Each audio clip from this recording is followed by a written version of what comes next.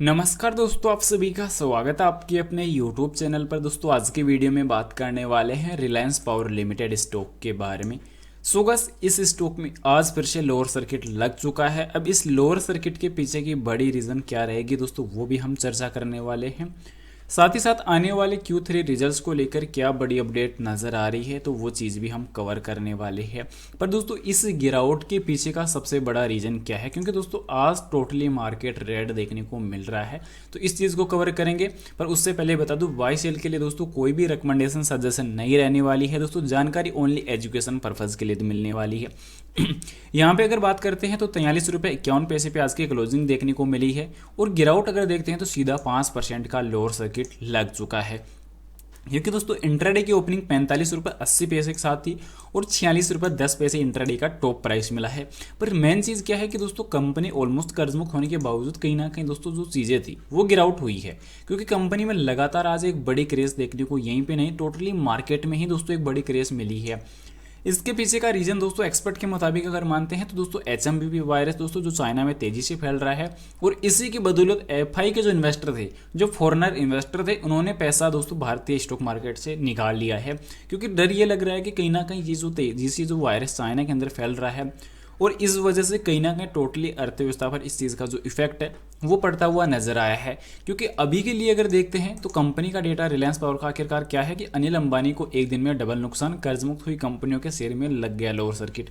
क्योंकि दोस्तों कितनी आई है रिलायंस पावर में गिरावट, वो चीज़ अगर कवर करें तो दोस्तों आज के सेशन में बहुत बड़ी गिरावट नजर आई है। 5% की सीधे गिरावट लग चुकी है। क्योंकि दोस्तों रिलायंस पावर में ही नहीं दोस्तों रिलायंस इंफ्रास्ट्रक्चर लिमिटेड में भी दोस्तों भारी गिरावट नजर आई है।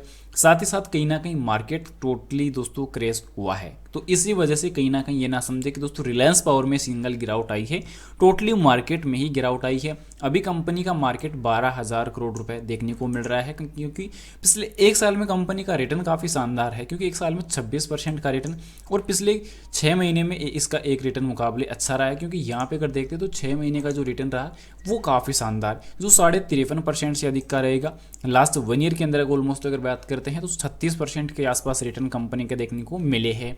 पर यहाँ पे कंपनी के आने वाले रिजल्ट्स का डेटा देखे, पर उससे पहले कंपनी का दोस्तों मेन चीज़ है वॉल्यूम। आज के सेशन में वॉल्यूम काफ़ी हाई रही है, 367,40,000 शेयर की। अब काउंटर पे जो वॉल्यूम रही है वो तो धमाकेदार रही है, पर ऑर्डर बुक की जो वॉल्यूम है वो कहीं ना कहीं दोस्तों वीक है। क्योंकि यहाँ पे देखने को ये मिला है कि दोस्तों आज के सेशन पे सेलिंग ऑर्डर बढ़ी रही है, ऑर्डर बुक में सेलर्स काफ़ी ज़्यादा एक्टिव नजर आए, और इसी के चक्कर में कहीं ना कहीं दोस्तों भारतीय बाजारों का जो खामियाजा है वो यहाँ पे इस प्रकार की कंपनियों में भी भुगतना पड़ा है। क्योंकि अभी के टाइम ऑल ओवर अगर देखते हैं तो RSI इंडिकेटर लास्ट टाइम जो क्लोजिंग करता हुआ नजर आ रहा था 58 अंकों के आसपास, पर यहाँ पे आज RSI इंडिकेटर भी तेजी से गिर चुका है। तो यहाँ पे वॉल्यूम का जो आंकड़ा है वो भी इसी बदौलत यहाँ पे डाउन गया है। क्योंकि लगातार वैल्यू काफ़ी अच्छी थी, ऐसा कोई सेगमेंट नहीं जहाँ पे कंपनी की एक अच्छी कंपेटेटिव जो वॉल्यूम का जो डेटा था वो भी अच्छा था। साथ ही साथ एक अच्छी शानदार बेहतरीन रिटर्न कंपनी पे आउट कर रही थी, परफॉर्मेंस काफ़ी शानदार थे। पर यहाँ पे अगर बात करते हैं प्राइस परफॉर्मेंस वॉल्यूम में, तो यहाँ पे देखने को मिलेगा कि लास्ट 1 वीक में दोस्तों एक बड़ी गिरावट रही है।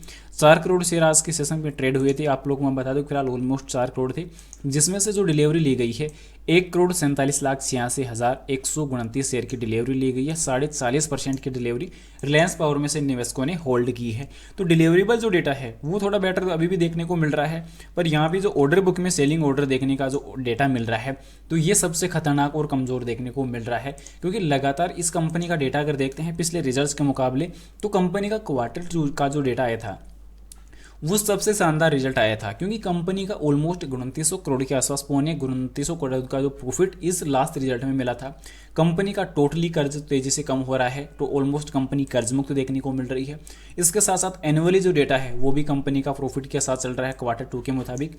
और कंपनी का इक्विटी पर रिटर्न थोड़ा सा लगातार दोस्तों वीक रहा, पर कंपनी के जो रिटर्न्स है वो कहीं ना कहीं 5 साल की अगर बात करें, 3 साल की अगर बात करें या 1 साल की बात करें, तो रिटर्न तो कंपनी शानदार पे आउट कर रही है। पर अभी प्रॉफिट की ग्रोथ में गिरावट है।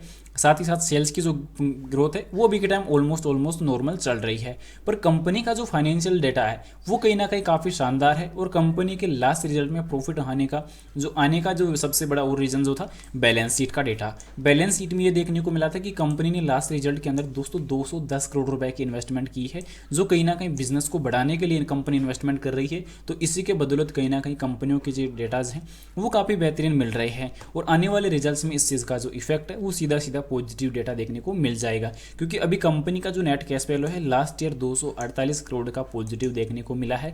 तो इसका मतलब कंपनी का जो कर्ज है वो तेजी से ऑलमोस्ट 6 में कम हुआ है। पर अभी दोस्तों बाय शेयर के लिए कोई भी रिकमेंडेशन सजेशन नहीं रहेगी।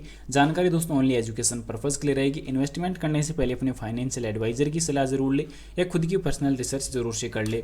मिलते हैं नेक्स्ट अमेजिंग वीडियो के साथ, तब तक के लिए इजाजत दीजिए। जय Shri Krishna, thanks for watching this my video. जय हिंद, जय भारत, वंदे मातरम।